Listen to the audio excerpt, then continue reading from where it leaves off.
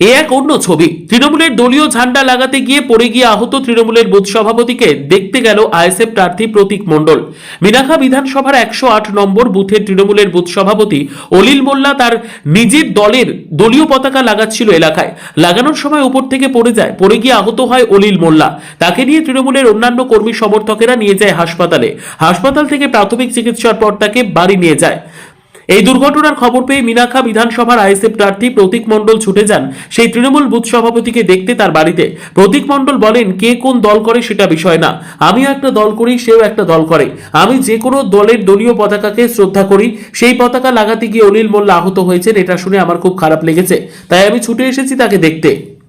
আমরা সকালে এখান থেকে আজকে সকালে এখানে ভিজিট করতে এসেছিলাম। সকালে আমরা এখান থেকে গেছি, যাওয়ার পরে আমরা তার কিছুক্ষণ পরেই আমরা খবর পাই যে সেম জায়গাতে উনি ওনার দলের তৃণমূলের পতাকা লাগাচ্ছিলেন। এটা স্বাভাবিক, খুবই স্বাভাবিক একটা প্রক্রিয়া। দল ভোট আসছে এবং সব দলের কর্মীরা সেটা পতাকা লাগাবেন এবং সেখানে একটা ছোট্ট অ্যাক্সিডেন্ট ঘটে, উনি চেয়ার ভেঙে পড়ে যান।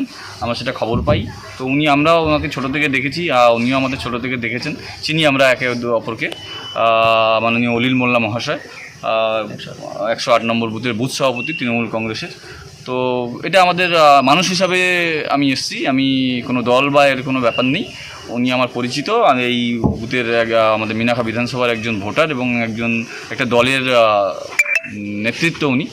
তো ওনার বিপদের সময় জাস্ট ওনার পাশে থাকার আশ্বাস দিতে ওনার কাছে আসতাম, এটুকুই। এই দলে প্রার্থী হয়েছে মানেই নওশাদ সিদ্দিকীর নীতি আদর্শ মেনে, এবং তার নীতি আদর্শ আমার ভালো লেগেছে এবং সেটা নিয়েই আমি এই দলে এসেছি। আমাদের লক্ষ্যই এটাই, একটা শান্তিপূর্ণ পরিবেশ এবং এই সৌহার্দ্যপূর্ণ ভ্রাতৃত্বপূর্ণ পরিবেশ বজায় থাকবে এবং সেভাবেই আমরা চাইবো শান্তিপূর্ণ ভোট হবে।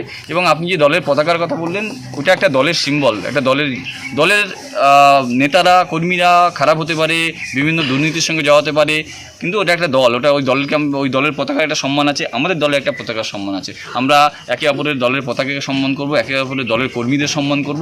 এটাই আমাদের শিক্ষা, এটাই আমাদের আগামী দিনের পরবর্তী জেনারেশনের কাছে আমাদের দাবি, এবং আমার কর্মীদের কাছেও আমার একই দাবি রইবে, আইএসএফের সমস্ত কর্মীদের কাছে, যে একইভাবে নওশাদ সিদ্দিকী ভাই যে তার যা টার্গেট, তার যা নীতি, সেই নীতি আদর্শ মেনে অপরকে সম্মান করা, অপরের ফ্ল্যাগকে সম্মান করা, উল্টো দিকের নেতা কর্মী সবাইকে সম্মান করা এবং প্রতিবেশী হিসেবে দেখা।